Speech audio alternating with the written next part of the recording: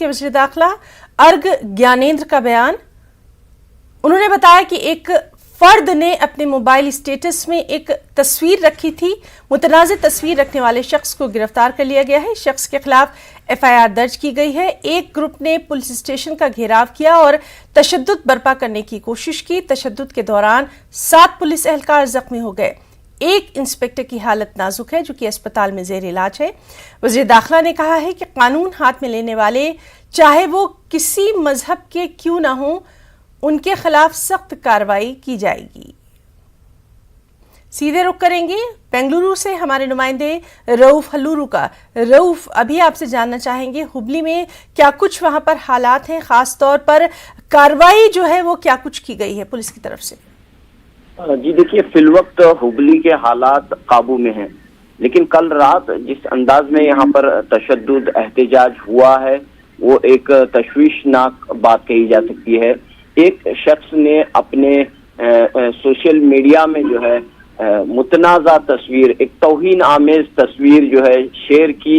उसके बाद अक़लियती तबका वहाँ भड़क उठा और पुलिस स्टेशन के बाहर एहतजाज जारी था और इस दौरान जो है बड़ी तादाद में लोग इकट्ठा हुए और इस दौरान जो है पथराव के वाक़यात पेश आए, फिर तशद्दुद के वाक़यात पेश आए, चंद एक मकामात को नुकसान पहुंचाया गया, एक पुलिस जीप को भी जो है नुकसान पहुंचाया गया। तो इस दौरान जो है चंद पुलिस एहलकार भी जख्मी हुए हैं और साथ में कई अफराद पथराव की वजह से जख्मी हुए हैं और इसके बाद गिरफ्तारियों का भी सिलसिला यहाँ पर हम देख रहे हैं। तो कुल मिलाकर हुबली जो पुराना शहर है, जहाँ जो अभी तक यानी कि कई सालों से यहाँ पर कोई भी फिरका वाराना कशीदगी का कोई वाकया पेश नहीं आता, लेकिन अब अचानक जो है ये वाकया पेश आया है। इसके बाद लोगों में तशवीश देखने को मिल रही है, चूंकि रमजान का महीना चल रहा है।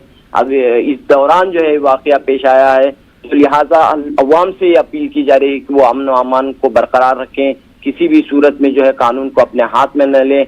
हालांकि ये अपील जो है उस वक्त भी की जा रही थी जब ये एहतजाज हो रहा था, जब नौजवानों को वापस भेजने की कोशिश की जा रही थी, लेकिन अचानक जब पथराव के वाकयात पेश हुए, पथराव का सिलसिला शुरू हुआ, तो हालात बेकाबू होते हुए दिखाई दिए और पुलिस ने लाठीचार्ज की, हवा में फायरिंग की। तो इस तरह फिलवक्त जो है हालात काबू में हैं और वजीर आला बसवराज बोम्मई ने ये बात कही कि जिसने भी कानून हाथ में लिया है उसके खिलाफ सख्त से सख्त कार्रवाई की जाएगी।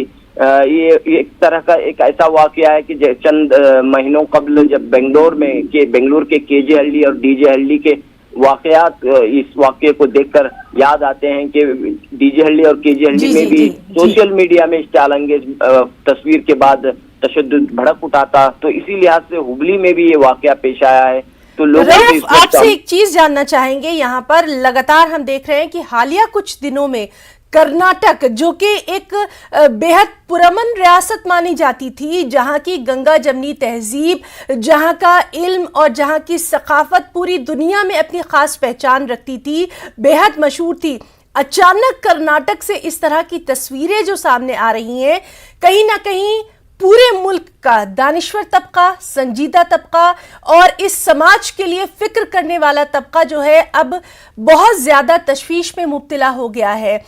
तमाम लोगों को बैठकर एक गौर फिक्र करना चाहिए। क्या इस सिलसिले में कोई पेशरफ्त हो रही है, ऐसी आपको कर्नाटक में दिखाई दे रही है? जी बिल्कुल, इस सिलसिले में जो है पेशरफ्त हो रही है। जैसा कि पिछले जो चंद माह से जो वाकयात पेश आ रहे हैं, एक के बाद एक वाकयात पेश आ रहे हैं, तो इस दौरान जो है हिंदू मुस्लिम इत्तिहाद को मजबूत करने, फिरका वाराना महंगी को बरकरार रखने, मजहबी रवादारी को फरोग देने की हर तरफ से कोशिशें हो रही हैं। यहाँ हमने देखा कि मुस्लिम तबके की जानिब से कोशिश हो रही है, हिंदू तबके की जानिब से कोशिश हो रही है और इस तरह की सियासत में न उलझने की अपील की जा रही है, इस तरह की नफरत की सियासत में न करने की अपील की जा रही है। ये फिजा बन ही रही थी कि ऐसे वाकयात पेश आ रहे हैं, तशद्दुद के वाकयात पेश आ रहे हैं, जिसकी वजह से मजीद जो है हालात खराब होते हुए दिखाई दे रहे हैं।